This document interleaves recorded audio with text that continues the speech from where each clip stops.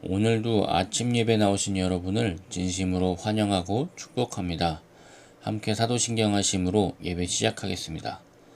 전능하사 천지를 만드신 하나님 아버지를 내가 믿사오며 그 외아들 우리 주 예수 그리스도를 믿사오니 이는 성령으로 잉태하사 동정녀 마리아에게 나시고 본디오 빌라도에게 고난을 받으사 십자가에 못 박혀 죽으시고 장사한 지 사흘 만에 죽은 자 가운데서 다시 살아나시며 하늘에 오르사 전능하신 하나님 우편에 앉아 계시다가 저리로서 산자와 죽은 자를 심판하러 오시리라. 성령을 믿사오며 거룩한 공회와 성도가 서로 교통하는 것과 죄를 사하여 주시는 것과 몸이 다시 사는 것과 영원히 사는 것을 믿사옵나이다. 아멘. 오늘 함께 나누실 말씀은 시편 32편 1절에서 11절입니다. 말씀 읽겠습니다. 허물의 사함을 받고 자신의 죄가 가려진 자는 복이 있도다. 마음에 간사함이 없고 여호와께 정죄를 당하지 아니하는 자는 복이 있도다. 내가 입을 열지 아니할 때에 종일 신음함으로 내 뼈가 쇠하였도다. 주의 손이 주야로 나를 누르시오니 내 진액이 빠져서 여름 가뭄에 마름같이 되었나이다.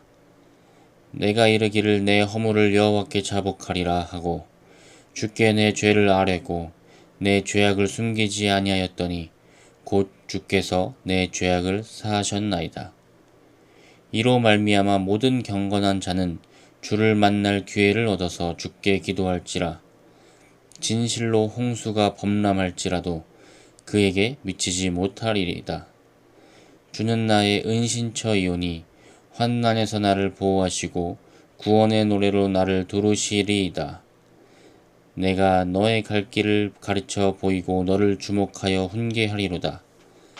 너희는 무지한 말이나 노새같이 되지 말지어다. 그것들은 제갈과 굴레로 단속하지 아니하면 너희에게 가까이 가지 아니하리로다. 악인에게는 많은 슬픔이 있으나 여호와를 신뢰하는 자에게는 인자하심이 두루리로다. 너희 의인들아 여호와를 기뻐하며 즐거워할지어다.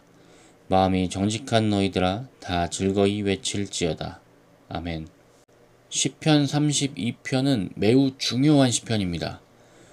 시편 1편을 읽어보고 32편을 읽어보면 비슷한 생각을 할 수 있는데 1편은 말씀을 가까이 한 자가 받는 복에 대해서 말한다면 32편은 죄사함을 받은 자가 어떻게 살아가는지 어떤 복을 받았는지를 우리에게 알려주고 있습니다.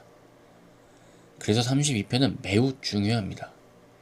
그래서 1절부터 오늘 함께 보도록 하겠습니다. 1절입니다. 허물의 사함을 받고 자신의 죄가 가려진 자는 복이 있도다. 아멘.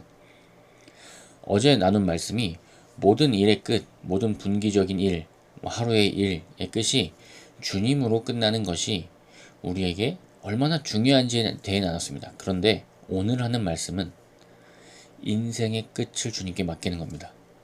내 인생을 한 번에 주님께 맡기는 겁니다.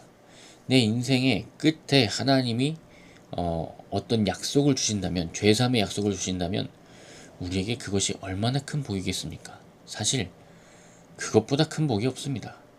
죄사함이 그래서 구원인 것이고 우리에게 가장 큰 은혜인 것입니다.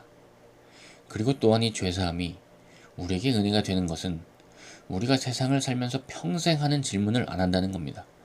그 질문은 이겁니다. 내가 저를 사랑할 만한가?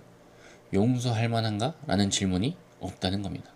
그래서 하나님이 우리에게 죄사함을 주시는 건 무한한 은혜요, 진정한 축복이고 우리가 삶을 살아갈 때 영원히 감사할 수 있는 기도의 제목이 되는 것입니다.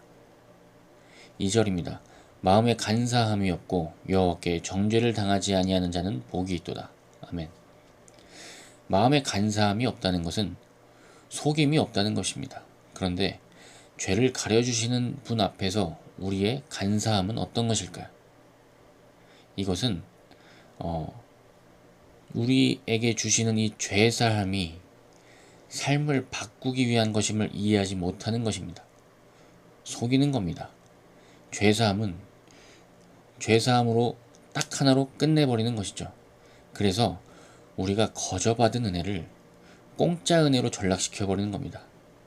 거저받은 은혜로 말미암아 우리는 변화가 돼야 되고 감사로 제사를 드리는 자가 되어야 하는데, 자, 됐다 맘대로 살자로 변질시켜버리는 그 간사함, 그것이 없는 자가 복이 있다는 것입니다. 우리에겐 그것이 없어야겠습니다.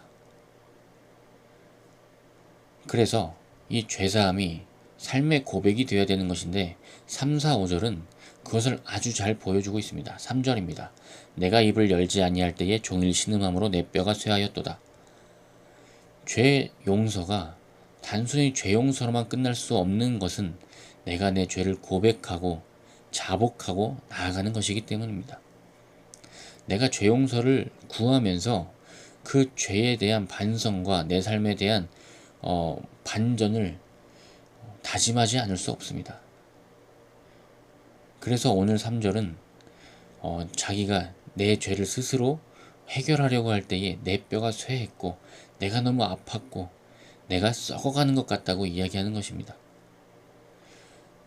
5절입니다. 내가 이르기를 내 허물을 여호와께서 자복하리라 하고 주께 내 죄를 아뢰고 내 죄악을 숨기지 아니하였더니 곧 주께서 내 죄악을 사하셨나이다. 아멘.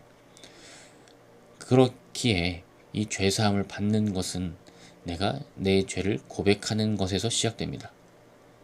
삶의 변화도 마찬가지입니다. 나의 부족함을 깨닫는 데서 시작됩니다.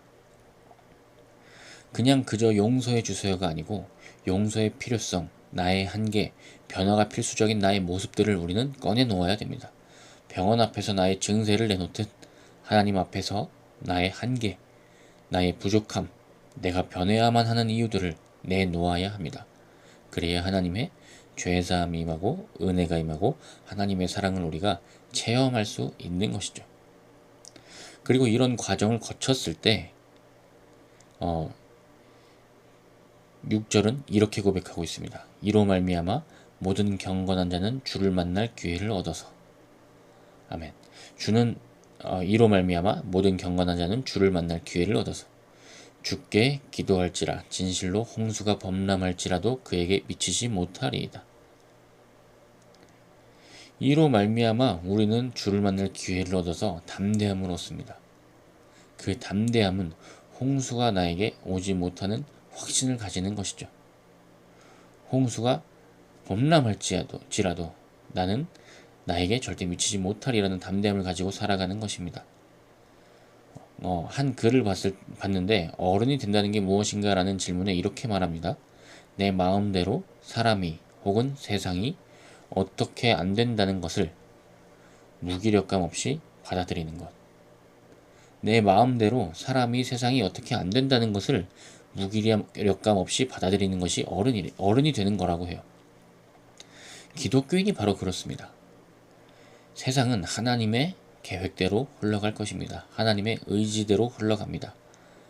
우리는 다만 거기서 두려움을 얻지 않고 어려움을 얻지 않고 좌절을 얻지 않고 하나님께 담대함을 얻고 믿음을 가지고 나아가야 됩니다.